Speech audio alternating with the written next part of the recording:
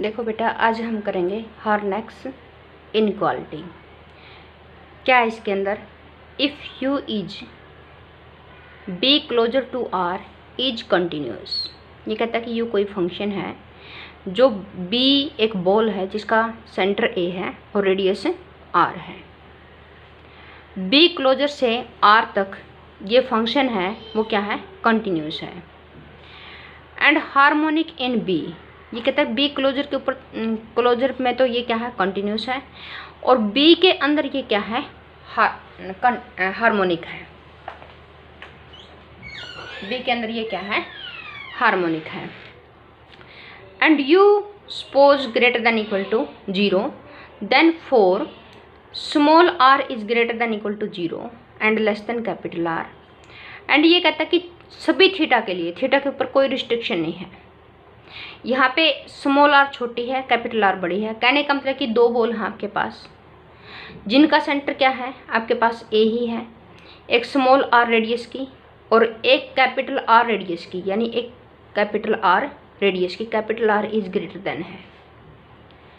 और सभी थीटा के लिए तो u क्या करेगा? u इस रिलेशन को सेटिस्फाई करेगा। u इस रिलेशन को सेटिस्फाई करेगा। u की क्या क्या कंडीशन है? u कंटिन्यूस है और हार्मोनिक है।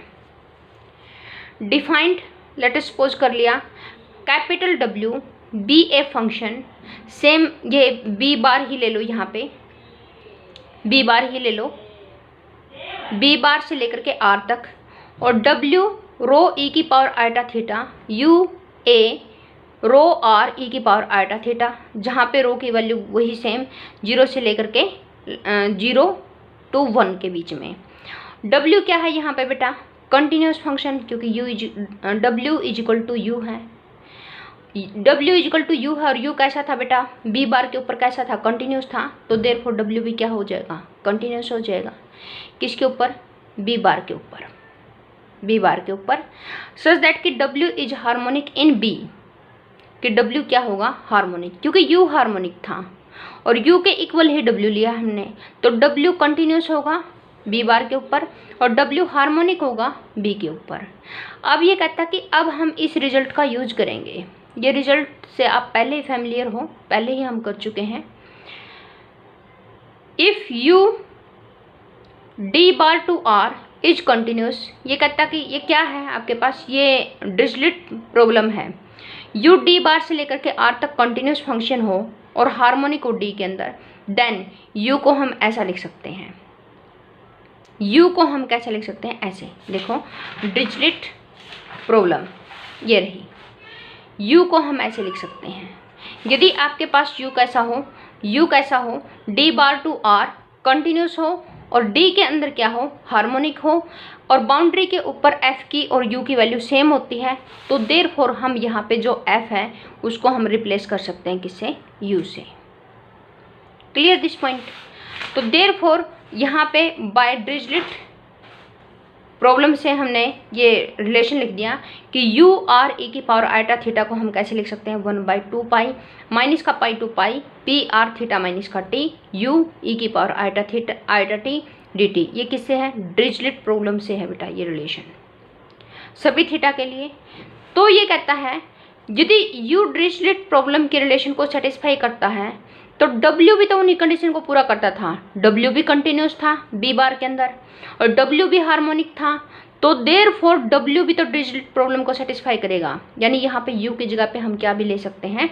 w भी ले सकते हैं। तो देयरफॉर यहाँ पे u, यहाँ पे w, यहाँ पे u, यहाँ पे w, तो उसी रिलेशन को सेटिस्फाई करवा दिया। हमने क्या किया? इसके अंदर के जो पॉइंट हैं वो चेंज कर दिए। यानी u के अंदर क्या था? r e की power eta theta, w rho e की पावर आइटा थीटा, क्योंकि w के अंदर का जो z पॉइंट लिया है वो हमने किस फॉर्म का लिया है? रो e की पावर आइटा थीटा की फॉर्म का। ठीक है, यहाँ पे w रो e की पावर आइटा थीटा, यहाँ पे भी रो आ जाएगा, तो इस टाइप से ये चीज़ आ जाएंगी। क्लियर? ओके बेटा, उसके बाद ये आ गया यहाँ तक। अब इसको हम ऐसे लिख सकते हैं, पॉइजन कर्नल से हम इसकी वैल्यू क्या लिख सकते हैं, क्योंकि पी आर थीटा किसके इक्वल होता है 1 माइनस का आर का स्क्वायर डिवाइडेड बाय 1 माइनस का 2 आर कोस थीटा प्लस का आर का स्क्वायर।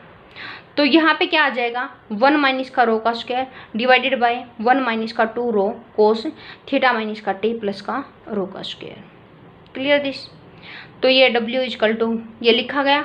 सिंस R किससे लेस देन था बेटा कैपिटल R से, तो therefore small r by capital R किससे लेस देन हो जाएगा 1 से।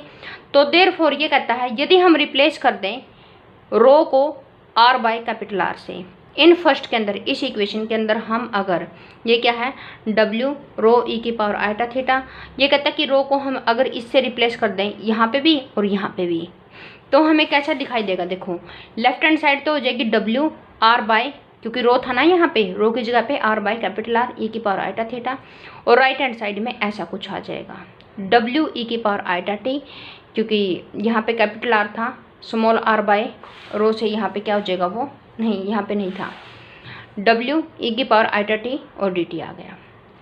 अब उसके बाद यहाँ इसने W R by capital R e की पावर आइटा थीटा इसको U में कन्वर्ट कर दिया। इसको U में कैसे कन्वर्ट किया, देखो यहाँ से W रो ई की पावर आइटा थीटा को हम ऐसे लिख सकते हैं, यदि आपके पास रो की जगह पे R बाय कैपिटल R हो तो यहाँ पे भी क्या आ जाएगा R by capital R, capital R से कैपिटल R कैंसिल, तो स्मॉल r ई की पावर आइटा थीटा। तो यहाँ पे क्या लिखा गया देखो U थीटा प्लस का स्मॉल r ई की पावर आइटा थीटा, क्योंकि कैपिटल R से कैपिटल R कैंसिल हो गया। राइट हैंड साइड सेम रही, स्मॉल जो नीचे डिनोमिनेटर था उसका एलसीएम ले लिया, ऊपर वाले का भी एलसीएम ले लिया, एलसीएम से एलसीएम कैंसिल हो जाएगा, तो ये चीज़ आ जाएगी। उसके बाद ये कहता है तो आपके पास ऐसा रिलेशन होगा। अब देखो इस रिलेशन को देखो, यहाँ पे सोल्व कर रखा है R ई की पावर आइटा टी माइनस का स्मॉल r ई की पावर आइटा थीटा, इसका मोड है less than equal to, mod अलग अलग करेंगे तो क्वांटिटी ग्रेटर आएगी। यहाँ पे R ई की पावर आइटा टी का मोड किससे लेस देन हो जाएगा R के, क्योंकि इसका तो मोड 1 के इक्वल और इसका मोड भी 1 के इक्वल, तो यहाँ पे स्मॉल r यहाँ पे कैपिटल R, तो देयरफॉर ये वैल्यू इससे पक्का लेस देन और इक्वल टू है। अब ये कैसे है, ये देखते हैं ये कैसे है। देखो आपके पास बेटा एक छोटा सर्कल है और एक बड़ा सर्कल है, इसकी रेडियस स्मॉल r है और इस बड़े वाले की रेडियस कितनी है कैपिटल R। तो कैपिटल R में से स्मॉल r यानी इसकी रेडियस, छोटे वाले की रेडियस माइनस कर देंगे तो आपके पास ये डिस्टेंस आएगा कैपिटल R माइनस का स्मॉल r। क्लियर हो गया इतना। आपके पास ये रिलेशन आएगा कैपिटल R माइनस का स्मॉल r। फिर ये क्या करता है कैपिटल R ई की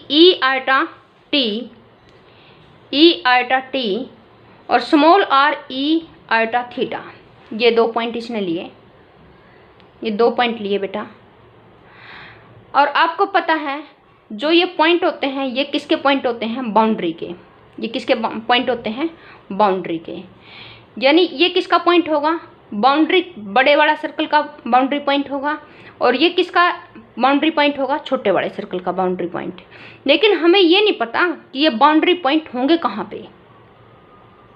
देखो हो सकता है यहाँ पे हो तो डिस्टेंस इक्वल आ गया, हो सकता है एक पॉइंट तो यहाँ पे हो दूसरा यहाँ पे हो तो ये डिस्टेंस देखो इतना आएगा, हो सकता है एक पॉइंट यहाँ पे हो दूसरा यहाँ पे है तो दूसरा ये पॉइंट आएगा, ये डिस्टेंस आएगा, हो सकता है एक पॉइंट यहाँ पे है और दूसरा पॉइंट यहाँ पे है तो डिस्टेंस देखो आपके पास ये इतना आएगा। तो कहने का मतलब है जो ये 2 पॉइंट हैं ये बाउंड्री पे कहीं पे भी हो सकते हैं। क्लियर। तो ये बाउंड्री पे वेरी करेंगे तो देयरफॉर इनका डिस्टेंस है जो वो मिनिमम कम से कम कैपिटल R माइनस का स्मॉल r आएगा, बाकी जो डिस्टेंस है देखो इस कैपिटल R माइनस का स्मॉल r से बड़े ही आएंगे। तो इसका मतलब क्या हुआ कि जो कैपिटल R माइनस का स्मॉल r है वो always less than equal to होगा इन बाउंड्री के पॉइंटों का डिस्टेंस का मोड से। Taking squaring on both side, taking reciprocal on both side. तो स्क्वेयरिंग कर लिया, रेसिप्रोकल कर लिया। अब मल्टीप्लाई कर दिया कैपिटल आर स्क्वायर माइनस का स्मॉल आर स्क्वायर से सभी साइडों पे, हो गया। क्योंकि पॉजिटिव क्वांटिटी थी तो देयरफॉर रिलेशन क्या रहेगा, सेम रहेगा। तो ये आ गया आपके पास, ये यहाँ तक आ गया। ये देखो, इसको फिर ये लिखा गया है, वो कैसे लिखा गया है, इस तरीके से। कैसे, कैपिटल आर ई की पावर आइटा टी माइनस का स्मॉल आर ई की पावर आइटा थीटा का मोड का स्क्वायर।